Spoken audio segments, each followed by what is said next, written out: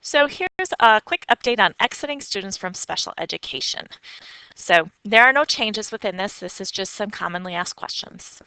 So if a student is exiting from one service, so let's say the student's primary disability is specific learning disability, and the student receives occupational therapy, speech and language, something that way, then to exit that service from students is a team decision.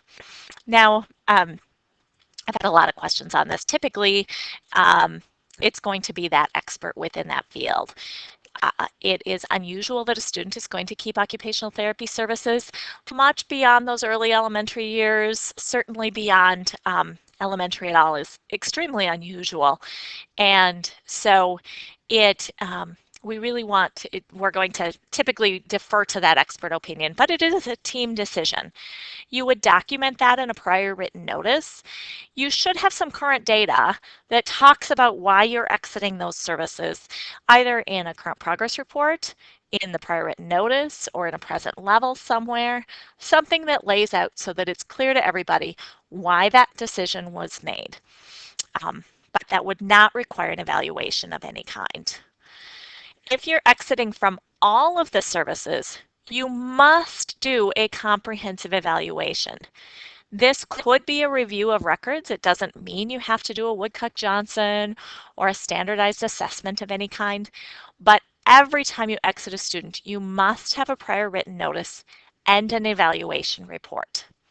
The only exception to that is if the parent says, I don't want this student to receive services anymore. If the parents are discontinuing services, then the parents could request that all services be discontinued. However, the law is very clear that the parent must put their request in writing. They can do that in a couple of different ways. They could just give you a handwritten note that says, I want my child discontinued from all services. Then you would follow up with a prior written notice for revocation.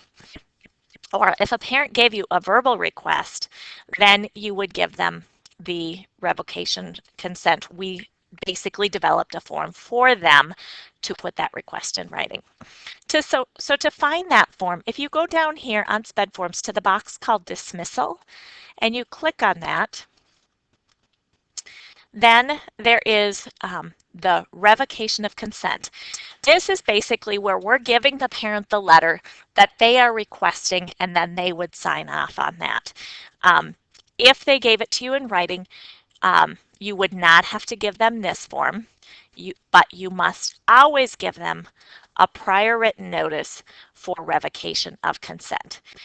This really lays out specifically what happens when a child is no longer receiving services because the parent requested that. During monitoring, we had a couple of cases where parents had requested during the evaluation process, and the team really didn't disagree with that. But if you think of a student with severe behavioral issues where they're going to have significant outbursts, this really lays out that that child is now considered to be a general education student and is going to be expected to be held to all of the same expectations of all other students within the district.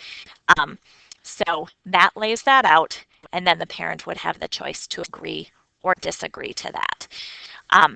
You must have either a handwritten note from the parent or the original revocation of consent form, the first one that I showed you. That form must be signed by the parent if it is a parent choice. You should not do a general prior written notice where you're laying it out and say you agree with the parent. The parent must do a request in writing. Then you would give them the prior written notice with revocation of consent. That form says if you don't respond to this parent within 14 days, we will proceed as we stated above. In other words, if they don't sign that final prior written notice within 14 days, then you would go ahead and discontinue services. But you're going to want to make sure you document very well that you did send this home so the parent does understand the implications of revoking their consent. So something that came up during monitoring is there is a difference between the parent revoking consent and you terminating from services.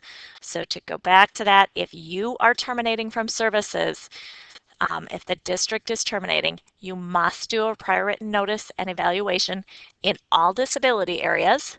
You must do that to terminate from services.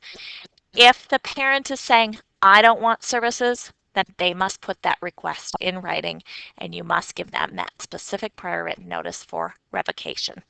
If you have any questions, please don't be afraid to ask. This is an important area. Thank you for all that you do in all these very confusing cases that we have and all the many requirements that we have. I really appreciate everything you do for kids. Take care.